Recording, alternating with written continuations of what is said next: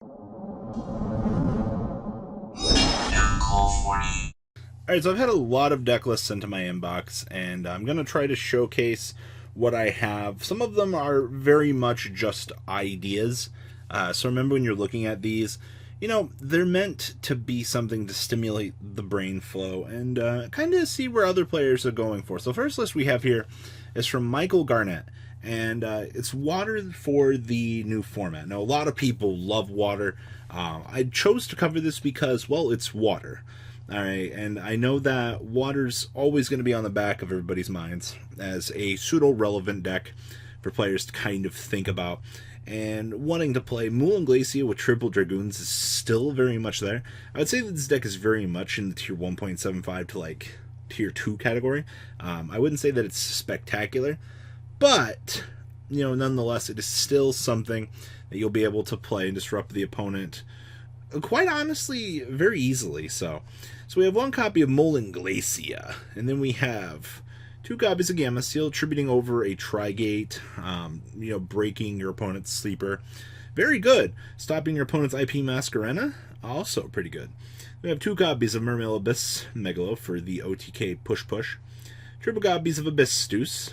Then we have triple copies of Abyss Dragoons. One copy of the Mermail Abyss Pike. We have two copies of the Tenyi Spirit Shinthana. So just another water monster that you can discard to trigger, or a water monster that you can beam special summon out to start combo, which is actually pretty cool. We have one copy of Clown Girl, two copies of Marksman. Then we have two copies of Swap Frog, two copies of the Deep Sea Diva, one copy of Ronatone. His frog package is relatively small. This might be something that you might want to consider adjusting for different numbers, but the deck is already sitting at 40, so, it is what it is.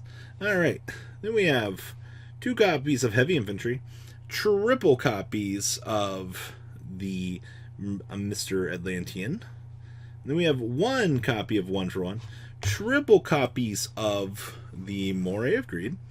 Then we have one Pot of Avarice, one Upstart Goblin, triple Called by the Grave, triple Twin Twisters, and one copy of the Abyss Scale Mikazuchi. Alright, down here in the extract we have two Totally Awesome, one Abyss Trite, one Baguski, one Tornado Dragon, one Bahamut Shark, one Abyss Gaios, one Red Eyes Flare Metal. Then we have one copy of Tatsunoko, one Samsara, one Brionic, one Crystal Wing, two Trishula, and the Star Eater. They have triple Nibiru, triple Ash Blossom, two Mind Control, triple Imperm, and triple copies of Evenly Matched. Obviously, I think this deck's best time to shine is going to be Master Rule 4.5, come later on in the block, where you'll be able to just spam beam out everything that you want. But nonetheless, for the time being, it's something to work with, obviously, with Link Monsters. But it's a concept, nonetheless, for the near future. So, mess around with it, get your feet wet. Should give you some ideas for current day. Alright, so a duelist reached out to me, and I don't have his name written down for this, as I really should, but this was sent to my inbox, and I was very happy to see this, because Dark Warrior Orcust is probably going to be the way that players are going to be heading this format with this deck, because, the deck's explosiveness is pretty crazy. Also, being able to rank up your stupid Dingrisu into a true king of all calamities to not deny your opponent the chance to play the game this format is pretty good. The only downside of this deck, the bricks build many a houses, and it's rough out here, I'll be honest. But starting point, quite honestly, for the deck, one complaint I had when I was talking about this with my friends was too many normal summon starters. I guess I get it, but you can only do so much with a deck like this. So one copy of Armageddon Knight, because he's still busted, triple copies of Ash Blossom and Joyous Spring, two copies of Blue Mountain Butterspy, one Danger Nessie, two Jackalope, and two copies of the Tsuchinoko. Down here we have one Dark Greffer, triple copies of Malicious, two copies of Drunk Forward, two copies of Mathman, triple copies of Neospatial Connector, and the one Aqua Dolphin. Of course, remember the connector into the Aqua Dolphin play to discard a stupid card from your hand, getting the free ping out of your opponent's hand, and the free knowledge of what your opponent actually has in their hand is pretty free. I think a lot of people underestimate this card right now, and I think a lot of people are very happy to have this back. But On the flip side of things here, if you actually shotgun this card out of your opponent's hand, it's a big yikes. Like, I don't know, like, ashing this just sucks. Like, if the deck doesn't have extenders, you're just like, well, what do we do now? We have one symbol, or excuse me, one brass bombard. This will be a lot better when we get Mr. Needlefiber to beam this out. We have 2 copies of Symbol. We have 2 copies of Orcust Nightmare, with the 1 Ancient Cloak, the 1 Silent Boots, and the 1 World Wando.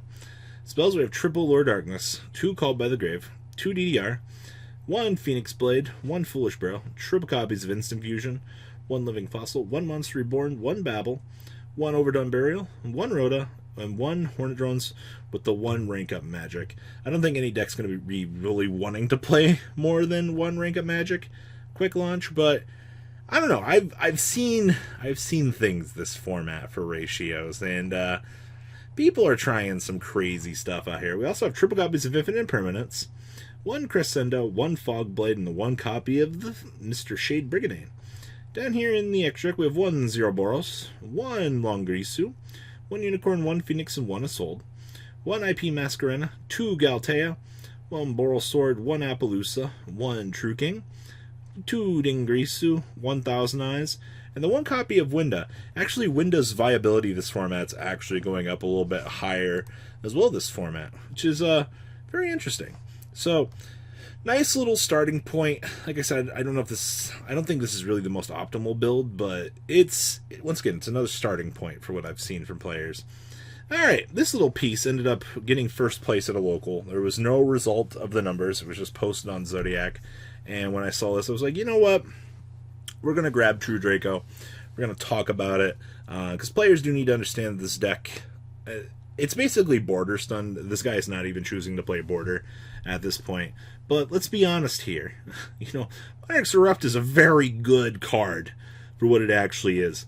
Like, it's almost cancer level. Obviously, losing the 1 Dragonic Diagram sucks now if Cosmic Cyclone stays relevant in the format. Watching your Dragonic Diagram get Cosmic is also going to be rough. But you still do the same thing that you've been doing for the last couple formats. It's you floodgate your opponent out of the game. And it's an interesting scenario in which this will do its thing. Also, Spellbook Engine basically fits right into the deck, and it just fixes the things that we've really been missing. So, yeah, so we have 1 copy of Dynamite, triple copies of Ignis Heat, 2 copies of Majesty Maid, and the 1 copy of the Spellbook of Magician of Prophecy. I think everybody started hitting back to the Spellbook Engine. Like, if you're not playing Extrav, like, you're looking to the Spellbook Engine at the moment. Then we have 1 Spellbook of Knowledge, 2 copies of Desires, 1 copy of Card Demise, 1 Upstart Goblin, 1 Terraforming, 2 copies of Spellbook of Secrets, triple copies of Pot of Duality, and we have triple copies of Heritage, because you're going to have to hard draw this stuff now. And we have triple copies of Disciples of the True Draco Phoenix, with the 1 Dragonic Diagram and the 1 copy of Sorry Guy. I guess you lose now. We have triple copies of There Can Only Be One, 1 copy of True King's Return, triple the Monarchs Erupt, triple True Draco Apocalypse, triple Solemn Judgment, and 1 copy of the Solemn Warning, wrapping up this little list.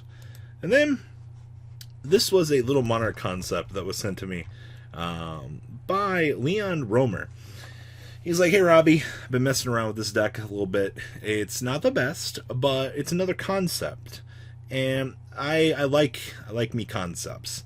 They're very fun for what they are. So, yes, this is some love back to Domain Monarch, where you just lock your opponent out of playing the game, much in the same fashion that True Draco's trying with Erupt. So I have triple copies of Idea, the Heavenly Squire, triple copies of Aether, the Heavenly Monarch, triple copies of Eidos, triple copies of Erebus, 1 Kuraz, 1 Majesty Maiden, and triple copies of the Vanity's Fiend Meister himself. Spells, triple copies of our Win Condition, which is Domain. We have the 1 Foolish Barrel, the 1 for 1, 1 Pantheism, 2 Potted Desires, 1 Rhoda, 2 Return of the Monarchs, triple copies of Tenacity, triple the Monarch Stormforth, 1 Upstart Goblin, 2 copies of the Prime Monarch, and triple copies of There Can Only Be One, wrapping up, quite honestly, some very rogue stuff for this format. Like I said, I know it's not the best optimal stuff that's out there right now, but we care about sharing information, and maybe this will give you a starting point, maybe it won't, but I have many more decks in my inbox. I will share as I get to them this week, just for general ideas. So, alright guys, I'm out. The ride never truly ends. Thank you, patrons, for helping support the channel.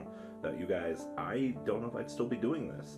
And for those of you that like Cardfight Vanguard, FanCool40 is here for all your content needs. And those of you asking if I sell cards, mcoolgames.com for all your trading card game needs. Check the description for more interesting info. Thanks for watching, guys.